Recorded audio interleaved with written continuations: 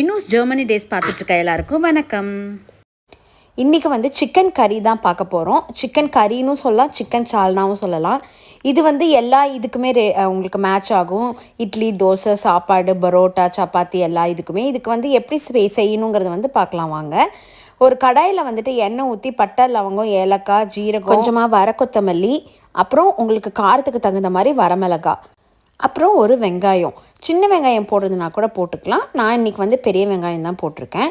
அப்புறம் கொஞ்சம் வணங்கினதுக்கப்புறமா அது கூட வந்து இஞ்சி பூண்டு பேஸ்ட்டு, அதாவது ஒரு ஸ்பூன் அளவுக்கு மட்டும் போட்டுக்கலாம். அதுக்கப்புறம் தேங்காய் துருவல், நான் வந்து டெசிகேட்டட் கோகோனட் போட்டிருக்கேன். நீங்கள் ஃப்ரெஷ் தேங்காய் இருந்துச்சுன்னா தேங்காய் துருவலும் இல்லை தேங்காய் பல்லு கூட போட்டுக்கலாம். இதை வந்து ஆற வச்சு மிக்சியில் அரைச்சி பேஸ்ட் மாதிரி எடுத்துக்கணும். இப்போ வந்து அதே கடாயில் நான் வந்து எண்ணெய் ஊற்றிக்கிறேன். நான் இன்றைக்கி நல்லெண்ணெய் தான் ஊற்றிருக்கேன்.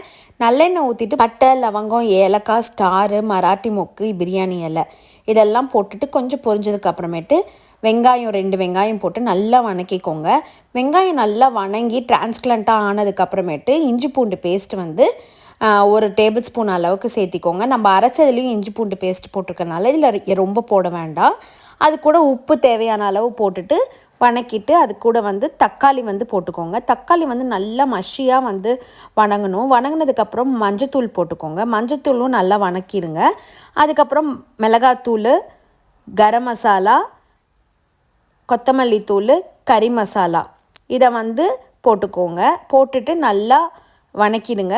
அது கூடயே வந்து நீங்கள் பெப்பர் தூளும் போட்டுக்கலாம். பெப்பர் தூள் போட்டிங்கன்னா உங்களுக்கு காரமும் நல்லா தூக்கலாக இருக்கும். நான் இன்றைக்கி வந்து போன்லெஸ் சிக்கன் தான் எடுத்திருக்கேன். போன்லெஸ் சிக்கன் 1/2 கிலோவுக்கு வந்து நான் இதெல்லாம் போட்டிருக்கேன். ரொம்ப நல்லாயிருக்கும். அதையும் போட்டுட்டு நல்லா ஒரு கிளறிட்டு அதுக்கப்புறமா அரைச்சதை ஊற்றிக்கோங்க. அரைச்சதை ஊற்றிட்டு நல்லா மிக்ஸ் பண்ணி விட்டுக்கோங்க. நல்லா மிக்ஸ் பண்ணிவிட்டு கொஞ்சமாக மட்டும் தண்ணி ஊற்றி நம்ம மிக்ஸ் பண்ணிக்கலாம். அது கூட வந்து புதினாவும் கொத்தமல்லியும் கொஞ்சமாக போட்டு நம்ம வந்து மிக்ஸ் பண்ணிக்கலாம். புதினா கொத்தமல்லி வந்து கொஞ்சம் பொடி பொடியாகவே நறுக்கிக்கோங்க. அப்போ தான் அந்த ஃப்ளேவர் நல்லாயிருக்கும். தண்ணி வந்து நம்ம கொஞ்சமாக ஊற்றினாவே போதும். ஏன்னா இது சால்னா மாதிரி நான் ரெடி பண்ணிகிட்ருக்கேன். தண்ணி ஊற்றிட்டு ஒரு கொதி வந்ததுக்கப்புறம் என்ன பண்ணலான்னா குக்கர் மூடி வச்சுட்டு ஒரு 5-6 விசில் விட்டுடலாங்க. 5-6 விசில் விட்டு இறங்கினதுக்கப்புறமேட்டு ஓப்பன் பண்ணிவிட்டு நம்ம வந்து அதை கிளறி விட்டுக்கலாம்.